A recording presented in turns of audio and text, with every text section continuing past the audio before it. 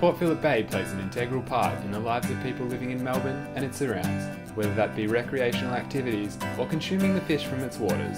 But being next to a bustling city doesn't come without its challenges. I run a program looking at nutrient cycling in Port Phillip Bay, which I've run since 2002.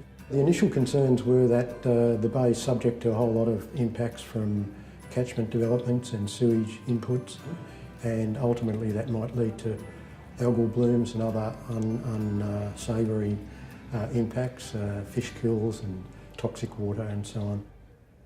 Using a variety of instruments, he looked at how the bay is coping with all the excess nitrogen. Luckily, Port Phillip Bay has a natural process that occurs in the sediments, microbial process, that leads to most of the nitrogen coming into the bay actually being lost eventually to the atmosphere. So it's a self-cleaning system. So the major recommendations coming out of our review were that we need to look at the nitrogen cycling system at more than just the two sites that we're currently sampling.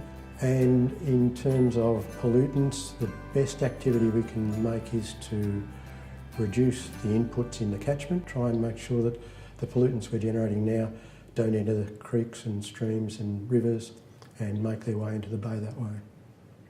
The bay supports hundreds of species of fish, molluscs and other creatures. So how are they coping? I grew up on Port Phillip Bay from a really young age, swimming and snorkeling, and fell in love with the bay. Shellfish reefs worldwide are in a pretty bad state.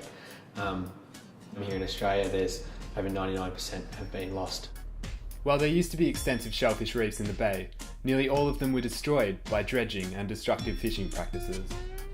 So the broader plan is to restore the large-scale or widespread shellfish reefs, but before we can do that, we really need to define the methods on the small scale. So that's where my project comes in, trying to develop the methods of how we actually recreate these reefs in the best possible way. What we've found so far is that limestone rubble substrate is really important for the survival of the oysters, and also an extended grow-out period in our aquaculture leases seems to give them a really good helping hand. So in our next stage, along with putting out limestone rubble base, we're also trialling some wire mesh cages that we can fill up with rubble and actually try and create an elevation for these oysters and bring them off the bottom and see whether they can survive better further up in the water column. Shellfish reefs provide a number of ecosystem services, including water filtration and also habitat for fish, and will hopefully provide a cleaner and healthier bay in the future.